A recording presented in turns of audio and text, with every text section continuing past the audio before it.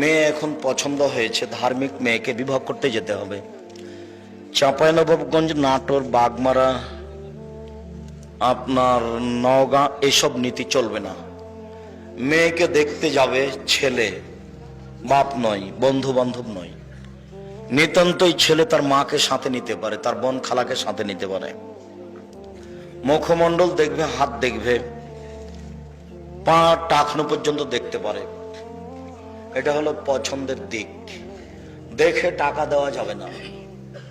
এরপরে পছন্দ হলে বিবাহের তারিখ করতে হবে। আগেকার নীতি ছিল বায়না করা, বায়না প্রথা। মেয়েকে বায়না প্রথা করা হবে না, ওটা বাতিল। বিবাহের প্রস্তুতি নিচ্ছে ছেলে, 2-4 জন লোক নিয়ে যেতে পারে। প্রকাশ করে খোলা মাঠে বিবাহ করতে হবে, গোপনে নয়। মুরব্বি যেতে পারে, তবে কোনো মহিলা মানুষ যেতে পাবে না। চাঁপাইনবাবগঞ্জের ভাষাতে ডুলি বিবি চিরদিনের জন্য হারাম। বিবাহ উপলক্ষে 3-4 দিন পূর্বে ক্ষীরকাঁচি আপনার রান্না বান্না করা হয়, ক্ষীর করা হয়, মেয়ের মুখে ক্ষীর তুলে দেওয়া হয়, গীত গাওয়া হয়। যুবতী মেয়েরা গীত গায়, চিল্লাচিল্লি করে, রং দেয়, একেবারে হারাম। এগুলো হিন্দুদের নীতি।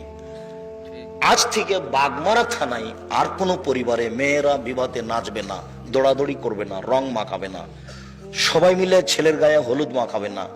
হলুদ মাখা জায়েজ, তবে হলুদ মাখতে হবে এরকম কোনো বিধান নেই। বিবাহের সাথে হলুদ মাখার কোনো বিধান নেই। হলুদ মাখতে পারে, মাখতেই যদি হয় তাহলে তার মা মাখাবে, তার খালা মাখাবে, তার ফুফু মাখাবে, তার দাদি মাখাবে, তার নানি মাখাবে, তার বোন মাখাবে। তার চাচাতো বোন মাখাতে পারে না, তার খালাতো বোন মাখাতে পারে না, তার ভাবি মাখাতে পারে না। যদি এরা হলুদ মাখায় তাহলে জেনা আগেই হয়েছে, সব জেনা। এবারে টোটাল এই হারাম, সম্পূর্ণরূপে হারাম। যুবতী মেয়েরা দৌড়াদৌড়ি করে বাড়িতে বিবাহের নাম দিয়ে, একজন আর একজনকে রং মাখায়, তো হিন্দুদের নীতি। চিরদিনের জন্য আজকের আলোচনার পরে বাগমারাই চিরদিনের জন্য হারাম ঘোষণা করা হলো। আর কোনোদিন কোনো বাড়িতে যেন কোনো যুবতী ছুটাছুটি না করে। বক্তব্যের সাথে মুনাফিকি করবেন না। বক্তব্যের সাথে মুনাফিকি করে কোনো লাভ নেই। যা বলছি সেটাই চূড়ান্ত। ছেলে হলুদ মাখতে পারে, মেয়ে হলুদ মাখতে পারে, তার মা মাখাক, তার খালা মাখাক। হলুদ যদি মাখতে হয় তার বোন মাখাক, তার ভাবি কেন? আল্লাহ রাসূল বলছেন, লা তুবাশশিরুল মারাতু আল মারাতা। একজন মহিলার গায়ে হাত লাগাতে পারে না। হাত যদি লাগাই তাহলে তার শরীরটা নরম না শক্ত বুঝতে পারবে। ফাতানাথালে যাও যে কান্না ইয়ানজুরু ইলাইহা। তখন কোন সময় তার স্বামীকে বলবে যে সাবিহা, আয়েশার হাতটা এত নরম। তখন তার স্বামী তাকে অন্তরের চোখে দেখবে। একটা মেয়েকে অন্তরের চোখে দেখা হারাম, এই কথা মুহাম্মদ সাল্লাল্লাহু আলাইহি ওয়াসাল্লাম বলেন। আল্লাহ রাসূল বলছেন, লাইজু রাজুলা ফি শাবিন ওয়াহিদ। একজন পুরুষ আর একজন পুরুষের সাথে এক বিছানে এক লেপের নিচে ঘুমাতে পারে না। আল্লাহ তুবজিল মারাতাল মারাত ফি শাবিন ওয়াহিদ। একজন মহিলা আর একজন মহিলার সাথে এক লেপে ঘুমাতে পারে না। যার কারণেই তো এই যে ওই মেয়েদের ইয়েতে কি ওটা বলছে, ওই যে যারা পড়াশোনা করছে কলেজ স্কুলে থাকছে, মেসে হোস্টেল, মেয়েদের যে মেসে হোস্টেলে থাকছে, এরা সবাই আপোষে মেয়েতে জেনা করছে। কত প্রায় 17,999 যে মেয়ে জেনাকারিনী, মহিলার সাথে মহিলা জেনায় লিপ্ত। রাসূল সাল্লাল্লাহু আলাইহি ওয়াসাল্লাম বলছেন, আমার জীবনে বড় ভয়, এটাই আমি জাতির সামনে আশঙ্কা পোষণ করে গেলাম। আমার উম্মত গোপন পাপে লিপ্ত হবে, এটাই আমার ভয়। আমার উম্মত গোপন পাপে লিপ্ত হবে, এটাই হলো ভয়। পুরুষ পুরুষের সাথে জেনা করছে, নারী নারীর সাথে জেনা করছে, মোবাইলে দিন রাত ল্যাংটা মেয়ে দেখছে। তার জীবনে এটাই আশঙ্কা, এটাই বড় ভয়, যেটা বাস্তব মানুষ করছে। সম্মানিত দ্বীনী ভাই বোন, রাসূল সাল্লাল্লাহু আলাইহি সাল্লাম বললেন, একজন পুরুষ একজন মহিলাকে অন্তরের চোখে দেখতে পারে না। একজন মহিলা আর একজন মহিলা যুবতী এক বিছানা শুতে পারে না, বিছানা ভিন্ন করতে হবে। আল্লাহ রাসূল বলছেন, যেদিন ছেলের বয়স 10 বছর হয়েছে, 12 বছর হয়েছে, ওর বিছানা ভিন্ন করতে হবে। ওই ছেলে তার বাপের সাথে, ওই ছেলে তার মায়ের সাথে ঘুমাতে পারবে না, ওই ছেলে তার বোনের সাথে ঘুমাতে পারবে না। এই আদেশ মুহাম্মদ সাল্লাল্লাহু আলাইহি সাল্লাম দেন। একই ঘরে একই বিছানায় দুইজন যুবতী মেয়ে থাকতে পারে কি করে? একই ঘরে একই বিছানায় দুইজন যুবক থাকতে পারে কি করে? চিরদিনের জন্য হারাম। বুখারী মুসলিম। হলুদ মাখাতে পারে, এই প্রথাতে হলুদ মাখানো হারাম। এবার বরযাত্রী যাবে, ডুলি বিবি যাবে না, কোনো মহিলা যেতে পাবে না। গিয়ে যাওয়ার সময়তে তার বিবাহ ঘেরা হবে না, এক গিলাসে শরবত, এক গিলাসে পানি, লবণ দেওয়া আছে, এসব নোংরা প্রথা, এটা করা হবে না। বিবাহের বৈঠকে কোনো কৃত্রিম পথ অবলম্বন করা হবে না। মেয়ের উপস্থিতিতে দুইজন সাক্ষী দিয়ে মোহর উল্লেখ করে বিবাহ পড়াতে হবে। মেয়ের কাছে বিবাহ পড়ানো হারাম, মেয়ের কাছে বিবাহ পড়ানো যাবে না। আমাদের নাটোরে, রাজশাহীতে, চাঁপায়ে, নওগাঁতে তো মেয়ের কাছে বিবাহ পড়াতে যায়, কিন্তু ওই রংপুর, দিনাজপুর, লালমনিরহাট, নীলফামারী, কুড়িগ্রাম, পঞ্চগড়, ঠাকুরগাঁও, গাইবান্ধা, জয়পুরহাট, বগুড়া, ওইসব ডিস্ট্রিক্টের মতো আমাদের অত দুর্বল নীতি নয়। কিভাবে ওরা ওই মেয়ের কাছে বিবাহ পড়াতে যায়, তখন 8-10 জন চ্যাংড়া ছুল্লু সব বদরে ওখানে যায়, ওখানে বিবাহ পড়ায়। অমুক এত টাকা নগদ, এত টাকা বাকিতে তোমাকে বিবাহ করতে এসেছে, তুমি তাকে স্বামীর সাথে কবুল করো। তখন ও বলে কবুল করলাম। এই সবাই শুনেছ? হ্যাঁ শুনেছি। এবার আসে, এসে যেখানে বর বসে আছে সেখানে এরা দাঁড়ায়। বসে থাকা লোকগুলি বলে আপনারা কে? তখন ওরা বলে আমরা এ বিবাহের উকিল। মেয়ে কবুল করেছে? হ্যাঁ মেয়ে কবুল করেছে। তোমরা শুনেছ? জি শুনেছি। তাহলে বসো। তখন তারা বসে। মনে হচ্ছে পাগলামি কারবার, কলার গাছের চতুর্দিকে ঘরে ঘুরে হিন্দুর বিবাহ লেগেছে। কার বিবাহ লেগেছে? হিন্দুর বিবাহ লেগেছে, তাই কলা গাছের চতুর্দিকে ঘুরছে। ধর্ম পাগল হয়ে গেছে। কিছুই না, এবার নোংরা কথা, নোংরা নীতি।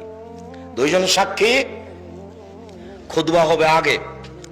মেয়ের বাপ খুতবা দিবে, নাহলে কোন মাওলানা সাহেব দিল। মেয়ের বাপ নিজেই বলবে, আর না হলে মাওলানা সাহেব আগে আগে বলবে, মেয়ের বাপ পিছে পিছে বলবে আমার মেয়ে আয়েশা এত টাকা নগদ, এত টাকা বাকিতে তোমার সাথে বিবাহ বন্ধনে আবদ্ধ হতে রাজি, তুমি তাকে স্ত্রী হিসেবে কবুল করো। ও বলবে কবুল করলাম। গুরুত্বপূর্ণ কথা 3 বার বলতে হয়, মর্মে বলা যায় আমার মেয়ে আয়েশা এত টাকা নগদ, এত টাকা বাকিতে তোমার সাথে বিবাহ বন্ধনে আবদ্ধ হতে রাজি, তুমি তাকে স্ত্রী হিসেবে কবুল করো। কবুল করলাম। আমার মেয়ে আয়েশা এত টাকা নগদ, এত টাকা বাকিতে তোমার সাথে বিবাহ বন্ধনে আবদ্ধ হতে রাজি, তুমি তাকে স্ত্রী হিসেবে কবুল করো। ও বলল কবুল করলাম। এ হলো বিবাহ। বিবাহ হয়ে গেছে। আব্দুর রাজ্জাক সাহেব নগদ বাকি মোহরের কথা বলছেন কেন? মোহর বাকি চলে কি? হ্যাঁ চলে। প্রমাণ ওই যে আল্লাহ রসুল, একটা লোক বললো যে আমার সাথে মেয়েটার বিবাহ দিয়ে দেন। তা আল্লাহ রসুল বললেন টাকা পয়সা কিছু আছে? বললেন নেই। এই যে লুঙ্গিটা আছে। কথা হলো, লুঙ্গি যদি তোমার বউকে দাও তো তুমি কি পরবে? কোন লোহার আংটি টাংটি আছে? কিছুই নাই একবারে। আচ্ছা কিছুই নেই, কোরআন মাজিদ পড়তে পারো? জি। অমুক মুখ সূরা মুখস্থ আছে। ঠিক আছে, তুমি তোমার স্ত্রীকে এগুলো শিখিয়ে দিও। শিখিয়ে দেওয়ার বিনিময়ে তোমার বিবাহ দিয়ে দিলাম। এই যে কবে কতদিনে শিখা হয়েছে বাকি মোহর। বাকি মোহরে বিবাহ জায়েজ, তার প্রমাণে এই বুখারী মুসলিমের হাদিস। তবে মোহর জরুরি দিতেই হবে। মরার সময় মাপ নেওয়া হারাম, টাকা দিতেই হবে। বাপে টাকা না দিয়ে যদি মারা যায় তাহলে ছেলেকে দিতে হবে বাপের পক্ষ থেকে মাকে। আম্মা আমার আব্বা তো মোহর দিয়ে যেতে পারেনি, যে টাকা নেন 50,000 টাকা মোহর বাঁধা ছিল আপনার, দিতেই হবে। মোহর হচ্ছে ঋণ, নইলে কিয়ামতের মাঠে নেকি দিয়ে বুঝিয়ে দিতে হবে স্বামীকে। মোহর জরুরি, এটা হলো মৌখিক কোনো কথা নয়। মানুষের জীবনে সবচেয়ে যেটা জরুরি পূর্ণ করা হয় সেটা হলো মোহর। পূর্ণ করতে হবে জরুরি ভিত্তিতে। মোহরের বিনিময়ে মহিলাটাকে হালাল করা হয়েছে, টাকার বিনিময়েই তাকে হালাল করা হয়েছে। মোহর দিতেই হবে। বিবাহ শেষ হয়ে গেছে, এখানে লাফতে উঠে বলছে আপনারা মিষ্টি ওয়ালিমা খেয়ে যাবেন। আরে অবাক কথা, ওয়ালিমা তো বাসরাতের ঘরে সকালে হবে, এখন কোনো কথা নেই। এই মেয়ের বাড়িতে যদি খাওয়া দাওয়ার ব্যবস্থা হয়, তাহলে খাওয়া দাওয়ার পরে ছেলের বাপ বলবে শ্বশুর কাছে আব্বা আপনার তো অনেক কিছু খরচ হলে, যে 50,000 টাকা থাকলো খরচ বাবদ। তখন তো মেয়ের বাপ বলবে বলো কি তুমি অপমান করতে এসেছ? আচ্ছা যাই বলুক, তার মানে মেয়ের বাপের কোনো খরচ হবে না। আচ্ছা খরচ করতে পারে, তবে ছেলের বাপ ওখানে টাকা পয়সা দিয়ে আসবে, এটাই উচিত। কথা কি বোঝা গেল? এখানে আর কোনো নতুন কোনো কিছু করা যাবে না। চাঁপাইনবাবগঞ্জে এখন পরের দিন ওই মেয়ের বাড়ি থেকে 2 জন আসবে, একে নিতে 4 জন আসবে মেয়েটাকে। আবার ছেলের বাড়ি থেকে যাবে 8 জন, মানে সবসময় ডবল। তারপর কত আমাটা আছে, ব্যবহার আছে, গরু আছে, খাসি আছে, ফার্নিচার আছে, সব হারাম। কোনো লেনদেন চলবে না, কোনো লেনদেন চলবে না, সব বন্ধ। কোন প্রকার লেনদেন চলবে না। আজকে বউ নিয়ে এসেছে, আবার সকালে যেতে হবে এই বিধান নয়, 2 দিন পরে যাবে। বাসর রাতের সকালে অলিমা হতে হবে, বাসর রাতের ঘর সাজাতে হবে, ঘর সাজানো সুন্নাত। আসমা বিনতে ইয়াজিদ বলছেন কাইয়ামতু আয়েশা তালি রাসূলুল্লাহ সাল্লাল্লাহু আলাইহি সাল্লাম, আমি আয়েশাকে সুন্দরী করে সাজালাম আল্লাহর নবীর জন্য। আয়েশা নিজে বলছেন যে আমি আমার বান্ধবীদের কিনে দোলনাতে খেলাচ্ছিলাম, হঠাৎ আমার মা ডাকলেন, আয়েশা। আমি দৌড়িয়ে আসলাম, আমার গায়ে হাতে ধুলোবালি লেগেছিল। তিনি পানি দিয়ে ধুয়ে মুছে দিলেন, তারপর একটা ঘরে নিয়ে গেলেন। দেখি সেখানে আনসারীদের মহিলা। বুঝলাম না মহিলারা, আনসারীরা মহিলারা কেন এখানে?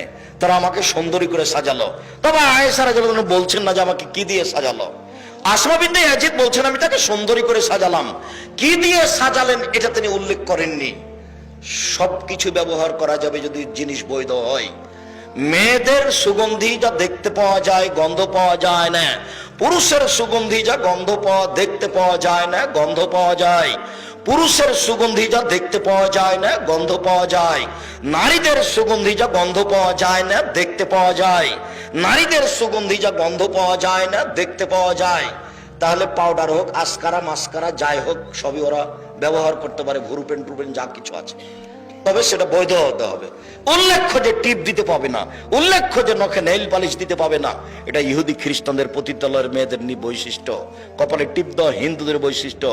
সাথে সাথে ভুরু তোলা হারাম, কাবিরা গুনাহ। বুঝা গেল না? ভুরু তোলে সরু চিকন করা কাবিরা গুনাহ। এই ভুরুতেই যা কিছু আছে, কাজল টাজল সবকিছু দিবে, যেটা সহজ হয়। সাজাতে হবে, এই কথাই ঠিক। বাসর ঘর সাজাতে হবে, সেখানে মিষ্টি রস খানা পানি থাকবে, এই কথাই ঠিক। আসমা বলছেন, আয়েশা রাদিয়াল্লাহু আনহা বলছেন, ঠিক 8:30 9টার সময় আমার মা একটা ঘরে নিয়ে গেলেন। দেখি সেখানে আল্লাহ রাসূল কেউ নেই। বিষয়টা বুঝতে পারলাম না, ঘরে কেন কেউ নেই, শুধু কেন আল্লাহ রাসূল। এটা আমি চিন্তা ভাবনা করতে করতেই দেখলাম আসমা এক গ্লাস শরবত নিয়ে আসলো। এসে আমাকে বলছে, আয়েশা গিলাসটা নাও, শরবতের গিলাসটা নাও। তো আমি নিচ্ছি না, লজ্জা পাচ্ছি। আমাকে ধমকাল, হাতে ধরো, দিয়ে আল্লাহ রসুলকে দাও। আমি গিলাসটা হাতে ধরলাম, আল্লাহ রসুলকে দিলাম। আল্লাহ রসুল পান করলেন। আমাকে বললেন তুমি পান করো। আমি পান করলাম। তারপর আমাকে বললেন আসমাকে দাও। আমি আসমাকে দিলাম। আসমা ওখানে মুখ লাগিয়ে পান করলেন শরবত, যেখানে রাসূল সাল্লাল্লাহু আলাইহি ওয়াসাল্লাম মুখ লাগিয়ে পান করলেন। তাহলে বোঝা যাচ্ছে বাসর ঘরে খাওয়ার ব্যবস্থা আছে। বাসর ঘরে ঢুকে প্রথমে মাথায় হাত দিয়ে দোয়া পড়তে হবে, আল্লাহুম্মা ইন্নী আসআলুকা খায়রাহা খায়রা মা জাবালতা আলাইহি ওয়া আউযু বিকা মিন শাররিহা শাররা মা জাবালতা আলাইহি। আল্লাহ, এই মেয়েটির কল্যাণ চাচ্ছি, যে কল্যাণ থেকে সৃষ্টি করা হয়েছে। আল্লাহ, এর ক্ষতি থেকে তোমার কাছে বাঁচতে চাচ্ছি। বেহাই এই নোংরামি থেকে বাঁচতে চাচ্ছি। যে বেহে দেখে সৃষ্টি করা হয়েছে তা থেকে বাঁচতে চাচ্ছি। এইটা হবে প্রথম কাজ, মাথায় হাত দিয়ে দোয়া পড়তে হবে। এরপরে 2 রাকাত সালাত। আগে দাঁড়াবে ছেলেটা, বরটা, পিছে দাঁড়াবে কনেটা। 2 রাকাত সালাত। 2 রাকাত সালাতের পরে দাম্পত্য জীবনে যাবে। দাম্পত্য জীবনে যাওয়ার পূর্বে বিসমিল্লাহ আল্লাহুম্মা জান্নিবনা শায়তান ওয়া জান্নিবিশ শায়তান মা রাযাকতানা। আল্লাহ, তুমি আমাকে আর আমার স্ত্রীকে শয়তান থেকে রক্ষা করো। আমাদের মিলনে যদি কোনো সন্তান দাও, সেই সন্তানকে তুমি শয়তান থেকে রক্ষা করো। দোয়া শুধু পুরুষ পড়বে, মহিলা নয়। যদি দোয়া না পড়ে তাহলে এই বাচ্চার উপরে শয়তানের ক্ষমতা থেকে যাবে। বাসরাতের সকালে খাওয়ার ব্যবস্থা করতে হবে। মানুষেরা এসে দোয়া করবে, বারাকাল্লাহু লাকা ওয়া আলাইকা জামা বাইনাকুমা ফি খাইরিন। আল্লাহ তোমাদের দুইজনের উপর বরকত নাজিল করুক। তোমাদের দাম্পত্য জীবন আল্লাহ খুশি সুখময় করুক। তোমাদের জীবনে আল্লাহ বরকত দান করুক। এভাবে সবাই দোয়া করে যাবে। যদি ধনী মানুষকে শুধু দাওয়াত দেওয়া হয় ওলিমাতে, তাহলে এই খাদ্য সবচেয়ে খারাপ। এই খাদ্য ড্রেনে ফেলে দিতে হবে, কুকুরে খাবে। অলিমাতে ধনী গরিব সবাই থাকবে, এই কথা রাসূল সাল্লাল্লাহু আলাইহি ওয়াসাল্লাম বলেন। শুধু যদি ধনী থাকে তাহলে এই খাদ্য হলো খারাপ। দিন যায় রাত্রি যায়, দিন যায় রাত্রি যায়, পেটে সন্তান আসলো, মা তখন থেকে আল্লাহকে বলবে, রব্বে হাবলি মিন লাদুনকা যুরিয়াতান তাইয়্যিবা। আল্লাহ, একটি সুসন্তান দান করো। দিন যায় রাত্রি যায়, সন্তান প্রসব হলো। যে ঘরে সন্তান প্রসব হয়েছে সে ঘরে একজন মহিলা থাকবে। নিতান্তই নিয়ে যেতে পারে আপনার এতে ক্লিনিকে, যেখানে পুরুষের সমাগম থাকবে না। সারা গ্রামের মহিলা সে বাড়িতে আসতে পাবে না, সে মহিলাকে নগ্ন অবস্থায় দেখতে পাবে না। বাচ্চা প্রসব হলে পাশে আজান দিবে, এক কানে আজান এক কানে একামত, এ কথা ঠিক নয়। পাশে আজান দিবে হালকা কণ্ঠে, সলাতের আজান। এরপরে 7 দিনের দিন বাচ্চার আকিকা দিবে। 14 দিনে আকিকা চলে না, 21 দিনে আকিকা চলে না, জীবনে একদিন আকিকা চলে না। সেদিন নাম রাখবে, সেদিন মাথা নেড়ে করবে। ডাক্তার যাই বলুক, মাথা নেড়ে করবে। চুল সময় পরিমাণ মেপে চাঁদি হিসাব করে দান করে দিবে। 7 দিনের দিন 1 নম্বর কাজ, খাসি জবাই করা, ছেলের জন্য 2টা, মেয়ের জন্য 1টা। ছাগল হোক, ছাগি হোক, বড় হোক, ছোট হোক, কানা হোক, ন্যাংড়া হোক, কোনো সমস্যা নেই। তাজা মোটা তাজা দাঁত হতে হবে কুরবানিতে। আকিকাতে জান থাকলেই হলো, ছোট বড় যাই হোক, কানা খোড়া যাই হোক। ছেলের জন্য দুইটা, মেয়ের জন্য একটা। 7 দিনের আগেও হবে না, 7 দিনের পরেও হবে না, আকিকা দিতে হবে। তারপরে একজন ভালো মানুষের কাছ থেকে তাহানিক করে আসতে হবে, পরহেজগার, চাচা হোক চাচি হোক, গ্রামের আলেম ওলামা যে হোক, তাহানিক করবে। তাহানিক মানে একটা খেজুর মৌলানা সাহেব মুখে নিয়ে অল্প একটু নিয়ে খুব ভালো করে চাবিয়ে একবারে পানি পানি করে হাতের আঙ্গুলে নিয়ে বাচ্চার জিবার উপরে দিবে, ভিতর সাইডে দিয়ে বাচ্চার মাথায় হাত দিয়ে দোয়া করে দিবে, আইদুকুমা বিকালিমাতিল্লাহি তাম্মা মিন কুল্লি শাইতানিন হাম্মা ওয়া মিন কুল্লি আইনিন লাম্মা, এই বলে দোয়া করে দিবে। আল্লাহ ফাক্কিহু ফিদ্দীন, আল্লাহ আল্লিমুল হুকমা। দাদিও জানে না, নানিও জানে না, দাদাও জানে না, দাদিও জানে না, কে কাকে কোলে নিবে ফুফুও জানে না, খালাও জানে না। এমনি কোলে নিয়ে কত যে আদর করে, ওরে আমার সোনা, ওরে আমার উমো, করে আমার আকাশ পাতাল, কিচ্ছু কেউ জানে না।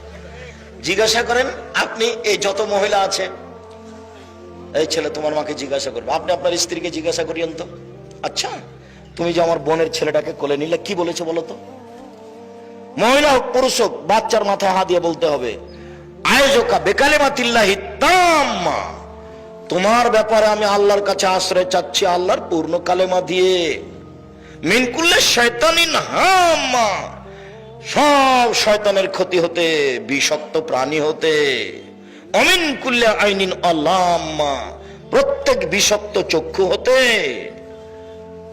আর প্রত্যেক বিষাক্ত অভিশপ্ত বিষাক্ত প্রাণী হতে। চক্ষু বদনজর খুব খারাপ জিনিস।